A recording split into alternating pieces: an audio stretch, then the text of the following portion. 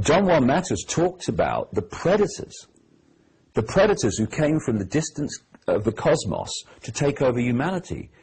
And he talks about how they took over the mind of humanity. And a direct quote, they gave us their mind. I say that's how they did it. That's how they've done it. That's how they're doing it. And he also talked about the fact that these predators targeted the pure energy field of children, and they fed off it so that if you saw the child in its full energetic magnificence, it was a bright, shining, vibrating field of awareness. What he said was, if you saw the child as it entered adulthood, it would be a tiny, tiny energy field with virtually no luminosity. And as he put it, just enough to live, but no more. And this is what they're doing in all these different facets we've talked about today. They all fit. It's a picture. Is there more to know? Are you bloody kidding? My God, there's a lot more to know. And I'm not saying that I'm describing everything that there is to know. Absolutely not. The rabbit hole goes so deep. But what we're beginning to do is get the structure within which it works. And when you're putting a jigsaw puzzle together, I find anyway, not that I've done one for ages, but when you get the frame of the picture in place, all those bits with the straight edges, then you start to see much easier where the other pieces go. And of course, the more pieces go in, you start to know where this piece goes, because now you've got a much better idea of the picture, and that's where we're moving now. But my goodness me, have we got some shocks and surprises to come, well and over above what I've been already talking about today. What's going to happen over the next few years? Well, I say that we're in the cusp between the old epoch energy and the new epoch, and maybe I could just explain what I mean by how that works. What I'm saying in the book is that the black holes, we apparently have one at the center of this galaxy. I'm seeing more and more scientific supposition, at least, that that's the same with every galaxy, but we'll see. But anyway, it fits the picture. That out of this, the black holes, comes the base resonant frequency of this reality, but it's not static, it moves through a cycle, as I'll get to. This base frequency elicits from the sun's information in the form of photons, and basically generates what I call the cosmic wireless internet.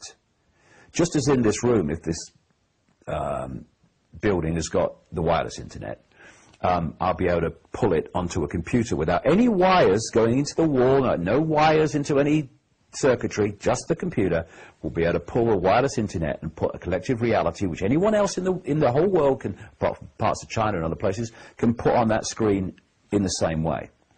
And I'm saying that wireless internet in our reality is information encoded in photons coming from the sun. Other things too, I'm not saying it's everything, but certainly that's the basis of it, I would say. And we are decoding that information into this reality. For instance, the energy that the Chinese call qi, that goes through the meridian lines, the acupuncture meridian network of the body, is photon energy. Photon energy goes through the ley line, meridian line system of the Earth, and it's information. This universe is information, and it's information decoding information, just as information encoded into a computer decodes information encoded in the software. Information can decode information. It just depends how it's programmed to do what it's to do. Are you a receiver? Are you a transmitter? Are you a decoder? Are you an encoder? Okay, that's what you are. Press enter. And so this vibration coming from the black holes, this base vibration. Now, there'll be more to know, and I'm trying to put the themes here. As it moves through its cycle of change, before coming back to the original vibration, It's changing the information coming out of the suns in the form of photons. It's changing the information construct. Therefore, we are starting to decode, as it moves through the cycle, different information. And it's this that creates the epochs that the Indian culture calls yugas, and this cycular nature of time. It's not actually cycular in the sense of its base construct, which is this information vibration that I talk about. That vibration is happening in the now, the only moment that exists, the now. It don't move out of the now, it just vibrates. It's just that the vibration changes in the now. But as we decode it, and we put this information into sequence, etc., we appear to be moving from past through present to future. But actually, it's information vibrating in the now. It's just that it changes. And as we decode it, our perception is the movement of what we call time. And because the vibration goes through a cycle and then comes back to the original vibration, we manifest what I've called in the past the time loop, an apparent time loop where we move through a period of experience and then we come round to start again. And these periods are broken up because of the vibrational change, therefore the information elicited in the form of photons, the wireless internet changing, into epochs. Some are very suppressed and very limiting.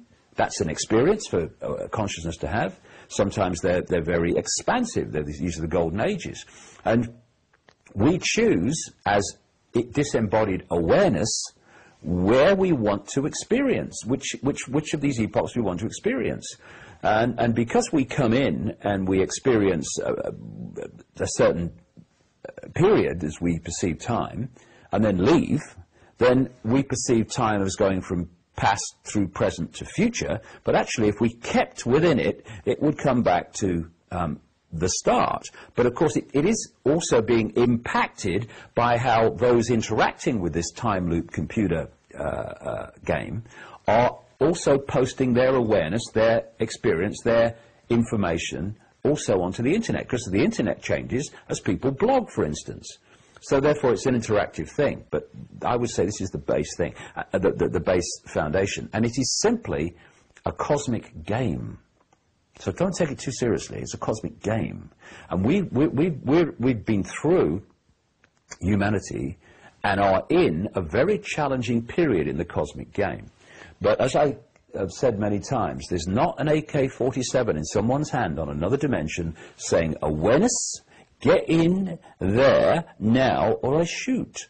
We choose to experience this. Now, through the lens of the physical body, when our expansion of consciousness is focused, its attention is focused on one reality, like we're experiencing this reality now we think is physical, then we're trying to understand why we would make this decision, or even if anyone could be crazy enough to think we made this decision of being here now and experiencing this, when the level of our awareness that made the decision was beyond this world and beyond that limitation. So the experiencing level is trying to work out what's going on when the choice was made by a much higher level of awareness. And the more we expand our consciousness, open our mind, and connect powerfully with this level, the more we understand why we made the choice. Because we have made a choice. It's like in the Matrix movies where the Oracle says to Neo, you've not come here to make a choice. You've already made the choice. You've come here to understand why you made the choice. And that's what this experiencing level is being challenged to do. I would say that overwhelmingly we made the choice to experience this extraordinary period of transformation from limitation, suppression, control, violence, and all the rest of it, conflict, and see a totally new, expansive, peaceful, loving, multi-level connected reality that is going to follow it. I think we chose very well. I think it's a fascinating time. Don't let's take it too seriously, although, you know, there's a lot of challenges going on. But the more seriously we take it in the next few years, coming back to your question about what's going to happen,